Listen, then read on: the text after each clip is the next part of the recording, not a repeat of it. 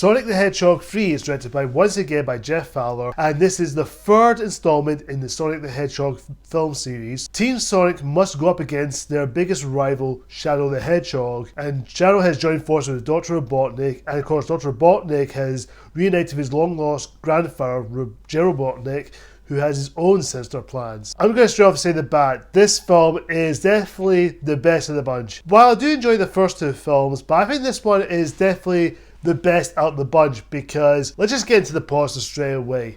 I really like how it focuses more on the Sonic characters, with Sonic, Tails and Knuckles and Shadow, and of course Robotnik. It focuses on them and their stories instead of relying on other human characters to relate on to, because they take the back seat, especially Tom and Maddie, because basically they're not in the movie that much, but they do help out in the second act, which we'll get to the negatives a wee bit. But I will say the majority of the first and the third acts were really good. They're really tight. They get me into the story, especially with the opening scene from the first act was really good. It get me right to the story, but it does in a way it's more effective to the story and the core of themes of revenge and of course your own personal darkness. Shadow's backstory is really great, and I really love Keanu Reeves as Shadow. He really shines here. He's definitely the best part about the film, and Keanu Reeves just brings that same source material from what we saw from the Shadow from the Sonic Adventure 2 and the other video games of Shadow, or from the Sonic games. He does bring his own, but he still stay true to the character, but also bring his own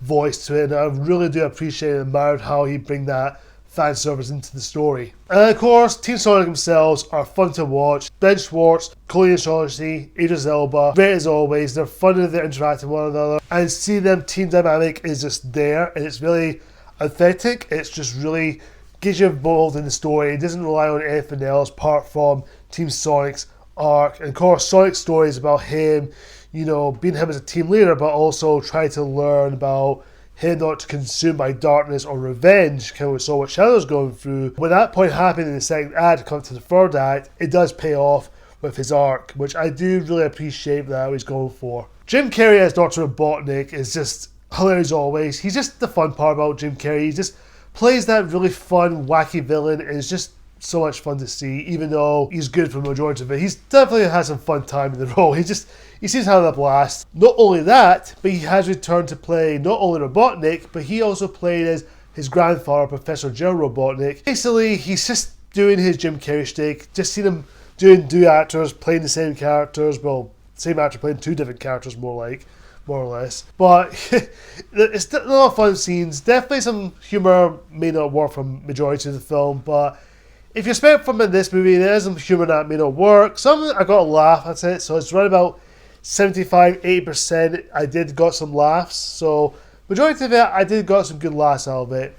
Some of the humor doesn't work because there are some kiddie jokes that does make me roll my eyes or just make me go, okay, it's a kids movie, whatever. Okay, I let it go. It's a kids film. There's going to be some kid humor stuff in there, but thankfully, they go with the flow. I think Jeff Fowler really took the Krysten by heart by the first two. Well, the first two is good, but I did feel like they wish they could have done more Sonic stuff. But then, thankfully, in the third movie, they did add some more Sonic stuff. Even though the second one, it does in a certain way, but I think this one, they actually devolve more. I think they definitely bring that story and also taking inspirations from Sonic Adventure 2 and Shadow the Hedgehog video games, where they actually take that inspiration but still put their own spin to it.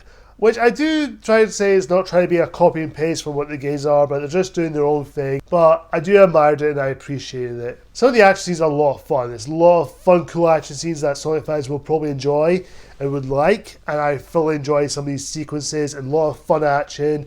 For the majority of it, I was not bored. I was fully entertained. I was fully enjoying where it's coming from without coming across as obnoxious. And of course, the final act of the film was jaw-dropping. It's Dragon Ball Z, punches, which is absolutely mind-blowing. It's got that mixture of Dragon Ball Z and Man of Steel type of thing, which I really do like. And the climax of the film, straight off fan service, because there's tons of fan service in here. There's a lot of Sonic fan service and references that fans are going to point out every 10-15 seconds, like, oh, I know that reference, or, oh my god, look at that, I've seen that from that game, or, oh yeah, that's from that game, and this from that game. And here we are. This is incredible. I love it. In terms of negatives in the storyline, I think the story is very predictable. You can see where this stuff is going. Even though I was fully enjoying it, but I will admit there are some things that like, okay, that's predictable. I know where this is coming. I know where this is going. Because it is very different from the very moment from that second act. And the second act did kind of drag for me. Even though it works, there's some cool scenes here and there, some enjoyable moments. But it does kind of drag out quite a lot. It did feel like it could have been cut down a few paces here and there. But for the majority of it, I did dig with it. And of course, Tom and Manny, played by James Marsden and Tika Sumpter. You know, they're good. They're definitely not in it much. But I did feel like they're there for doing that to help out Sonic, Tails, and Knuckles to get to their next point. Again, what do you expect from it? And some of the certain flashback scenes does kind of lost its momentum a wee bit for me, where stories get a little bit cluttered or a little bit inconsistent. And certain plot points, especially towards this gun character played by Krysten Ritter, plays Directress Rothwell. She does good. She's good in her job, but her character though is kind of misleading. There's one bit in the film I thought it's going to connect to the big story, but it kind of didn't in a certain way. I thought to myself, okay, that's kind of weird. But again, was the kind of emphasis on it, or they could have done a few rewrites or something that could have helped out. But that being said, it was fine. I didn't mind her there, but you know, I wish they could have done something with it. That would have been add something to it. And the majority of it is a kids film. I think kids will have some moments. Like I said about the humor is there. Some of the humor may not work, some of it didn't. But for the majority of it, I laughed 75 to 8%. So most of it, I was laughing, enjoying myself. I think Sonic the Hedgehog 3 is probably, or arguably, the best one out of the whole bunch. It's not perfect. It's not going to get an A plus or an A or A minus. But as a fun Christmas movie to watch during the Christmas season, I recommend you guys check this out. You'll probably have a good time. If you're a Sonic fan, like myself, you're going to have a good time. You're going to love this film. You're going to have a blast watching it. If you're a casual fan, even if you're not a fan of the first two, I would say check this one out. You might be surprised, or you might at least find it decent. But as a Sonic fan in general, I was entertained. I was satisfied what I have. And stay behind the mid and post-credit scene, especially the mid-credit scene. That way fans get excited for what's to come for the future. Whoa! Fans are going to love this. I'm giving Sonic the Hedgehog 3 a B+.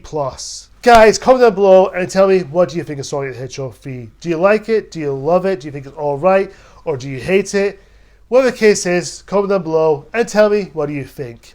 Thank you so much for watching, guys. Until next time, see ya.